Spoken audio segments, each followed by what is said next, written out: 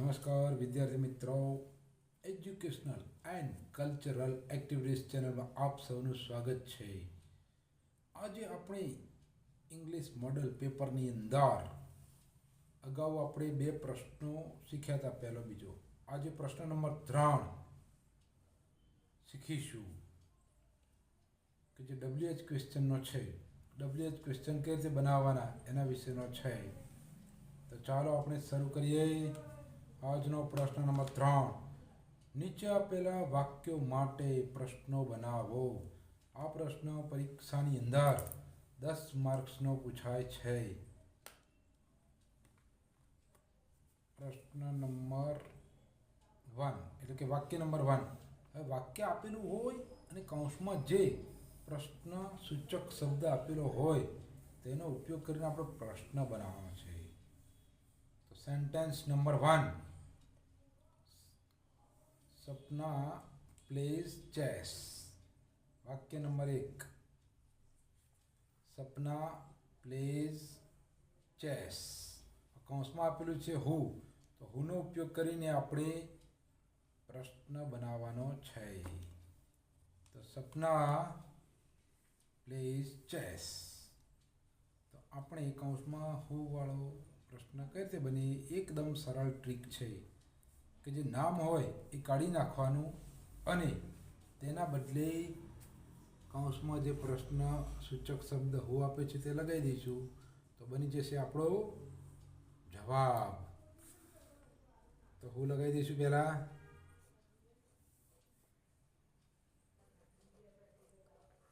હુ નામના બદલે આપણે હુ લગાવી દીધું, બાકીનું એમને એમ આવશે.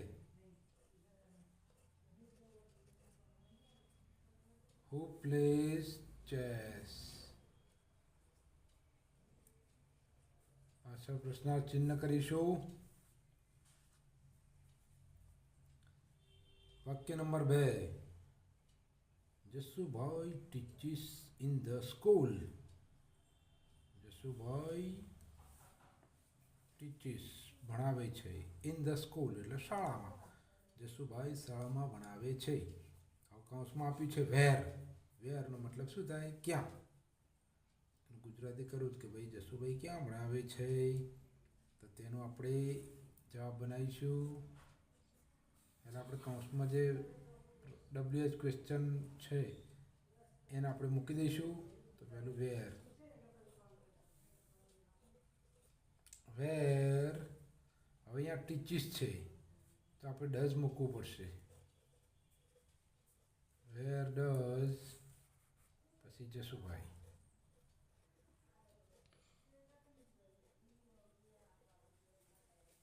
વેર ડઝ જસુભાઈ ટીચ. પાછળ પ્રશ્નાર્થ ચિહ્ન. વેર ડઝ જસુભાઈ ટીચ. આનો પ્રશ્ન સૂચક શબ્દ બની ગયો. ત્રીજું વિધાન. હી ટીચીસ ઇંગ્લિશ ઓન મંડે. હી એટલે તે, ટીચીસ એટલે શીખવે છે, ઇંગ્લિશ એટલે અંગ્રેજી ભાષા, ઓન મંડે એટલે સોમવારે. તેઓ સોમવારે અંગ્રેજી ભાષા શીખવે છે. હવે કૌંસમાં શબ્દ છે વેન. વેન એટલે ક્યારે. તો વેનનો ઉપયોગ કરીને આપણે પ્રશ્ન બનાવવાનો છે. તો પહેલાં આપણે વેન મૂકી દઈશું.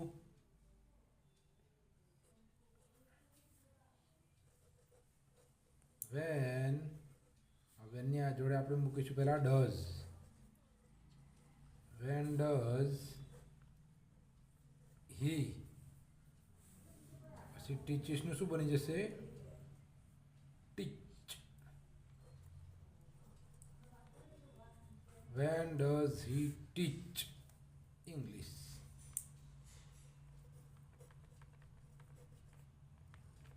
Van does he teach English. વાક્ય number 4. The parrot eats bajra. The parrot એટલે પોપટ, ઇટ્સ એટલે ખાય છે, બાજરા એટલે બાજરી. પોપટ બાજરી ખાય છે. હવે કૌંસમાં આપ્યું છે વોટ. તો વોટનો ઉપયોગ કરીને આપણે પ્રશ્ન વિધાન બનાવવાનું છે. તો પહેલાં કૌંસમાં જે શબ્દ આપ્યો મૂકી દેવાનો. વોટ મૂકી દીધું. હવે પેરોટ ત્રીજો પુરુષ એકવચન કહેવા માટે એના જોડે પણ ડઝ આવશે. What does the parrot eat? What does the parrot eat? પાછળ પ્રશ્નાર્થ ચિહ્ન. પાંચમું વિધાન. There are 23 students in the class.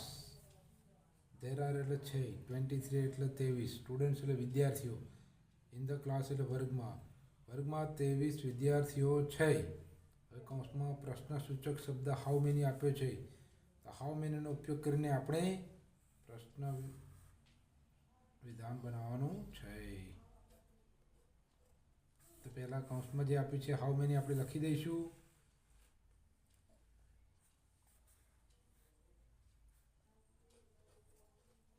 How many પછી આ સ્ટુડન્ટ આવશે. હાઉ મેની સ્ટુડન્ટ્સ પછી are there. How many students are there in the class? How many students in the class? પ્રશ્ન બનાવવા એકદમ સરળ છે. કૌંસમાં જે શબ્દ આપેલો હોય પ્રશ્ન WH ક્વેશ્ચન તેને આપણે પહેલાં મૂકી દઈશું.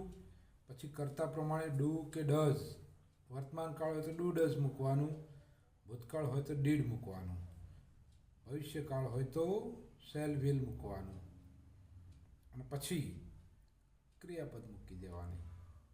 બરાબર, આ રીતે બનાવવા એકદમ સરળ છે. તમે આ વાક્યનો અભ્યાસ નિયમિત કરશો તો તમને આ પ્રશ્ન આવડી જશે.